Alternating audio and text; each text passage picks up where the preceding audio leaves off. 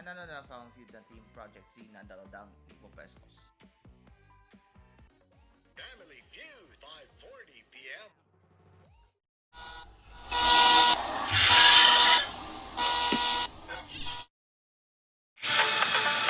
Welcome to my episode that is called Nagmamano pa. That's okay.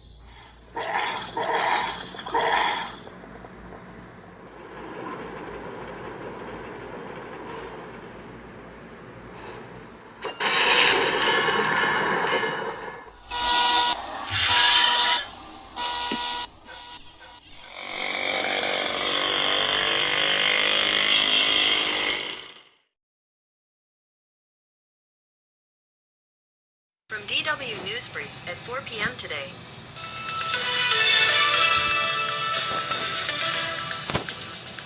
This is DW News, and these are our top stories. The White House says a highly anticipated meeting between Donald Trump and Vladimir Putin will not take place in the immediate future.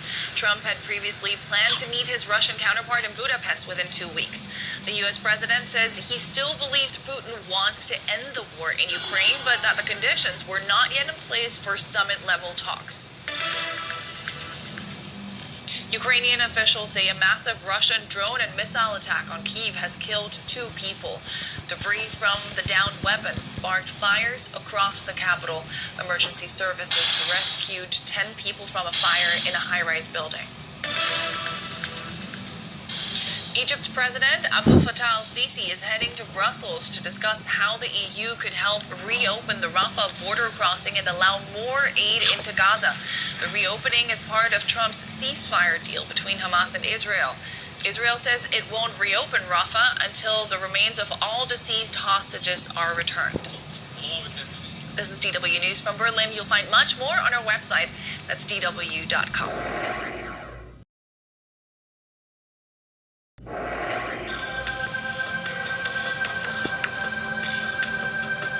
From Reuters TV, U.S. at 8:01 p.m. yesterday. Hi, I'm Kim Vanel in Wanganui, New Zealand.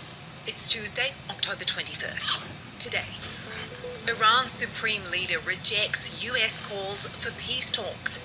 Trump inks a deal with Australia for critical minerals in an attempt to counter China's dominance. And how problems at one Amazon data center in Northern Virginia took millions of people offline around the world. This is Reuters World News, bringing you everything you need to know from the front lines in 10 minutes, 7 days a week.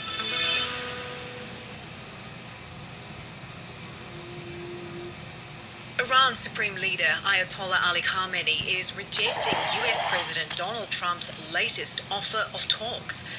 Washington and Tehran remain in a stalemate, months after a 12-day air war which saw Israel and the US bomb Iranian nuclear sites. Khamenei responded to Trump's claim that those strikes destroyed Iran's nuclear capabilities with the phrase, "keep dreaming." Trump recently told Israel's parliament he'd like to negotiate a peace deal with Tehran. Western powers accuse Iran of trying to build a nuclear bomb, but Tehran says its nuclear program is strictly for civilian energy. Iran's economy, meanwhile, is facing a double threat: soaring inflation and a deepening recession risk as so-called snapback UN sanctions bite.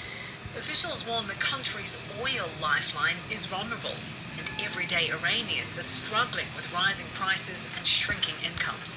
Here's a Reuters report. That the sanctions could worsen inflation and further weaken Iran's real, which has already lost significant values. Ordinary Iranians have been suffering from economic hardship for years because of years of sanctions, previous sanctions, and mismanagement across all layers of society, from urban professionals to rural workers that we have talked to. There is increasing fear of even more pressure on their livelihoods. Parisa also spoke to 3 Iranian officials who say, as far as Tehran is concerned, the sanctions are part of a bigger power play from the West.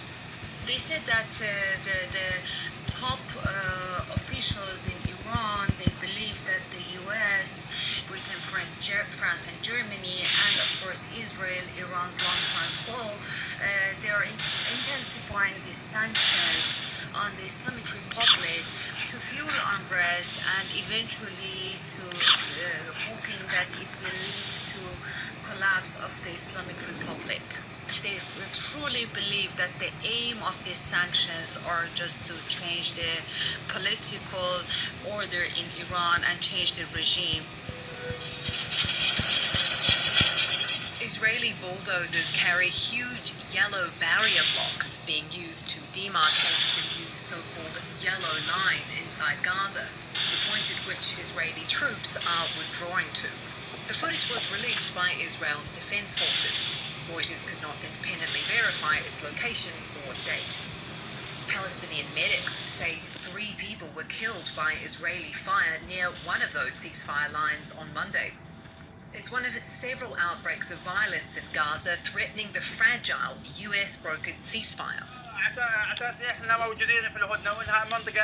Palestinian Anwar Miqdad, whose wife was killed in an Israeli airstrike on Sunday, says they were told they were safe. The Trump administration is working to keep Israel and Hamas committed to the truce, sending Vice President J.D. Vance to Israel for talks with the Prime Minister.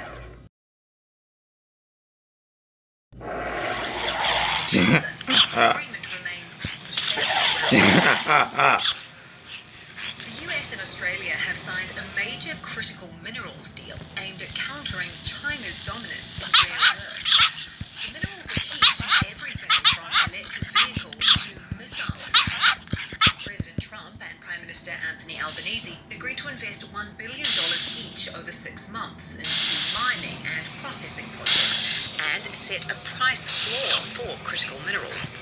While President Trump emphasized the scale of the project, the signing wasn't entirely smooth sailing, with Trump taking a swipe at Australia's US Ambassador Kevin Rudd, who once described Trump as the most destructive president in history. I don't like you either. I don't, and I probably never will.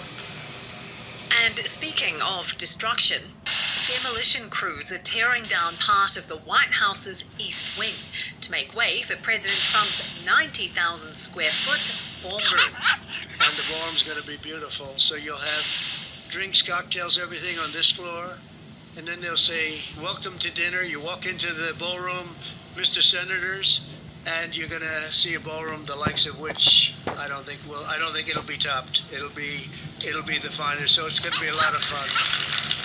It's the most dramatic renovation yet to the White House under the Trump presidency. He's already redone the Rose Garden in the style of his golf clubs and added gold leaf to the Oval Office. The project will cost upwards of $250 million, and Trump says it will be paid for by himself and donors. If your apps have been glitching over the past day, it's not just you. Amazon's cloud service, AWS, has had some big issues, taking a large chunk of the internet around the world down with it. For Trump as he expands military deployments to democratic-led cities. Markets are reacting positively to promises of economic stimulus by Japan's new Prime Minister, Sanai Takaichi. Japan's parliament began the formal process of appointing Takaichi after her Liberal Democratic Party agreed a coalition deal. Takaichi will be the country's first female leader, making an historic break in Japan's male-dominated politics. She also plans to appoint Satsuko Katayama as Japan's first female finance minister. Takaichi is a hardline conservative, set to steer Japan sharply to the right. Critics are warning her socially conservative views could limit social change. Former French President Nicolas Sarkozy heads to prison today, starting a 5-year sentence for conspiring to raise campaign funds from Libya. He's the first former French leader jailed since World War II and must serve time while his appeal plays out. Sarkozy denies wrongdoing, calling the case politically motivated. He'll be held in an isolation unit at Paris's La Santé prison with access to a TV, phone, and private shower.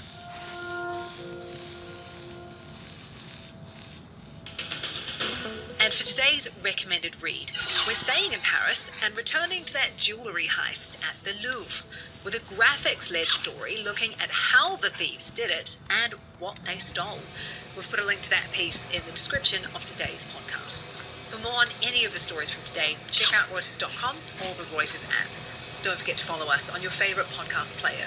If you're listening on a smart speaker, just ask for the latest news from Reuters 7 days a week.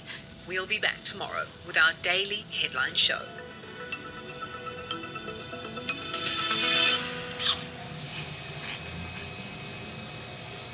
That's it for your news updates. To see more stories, open Google News.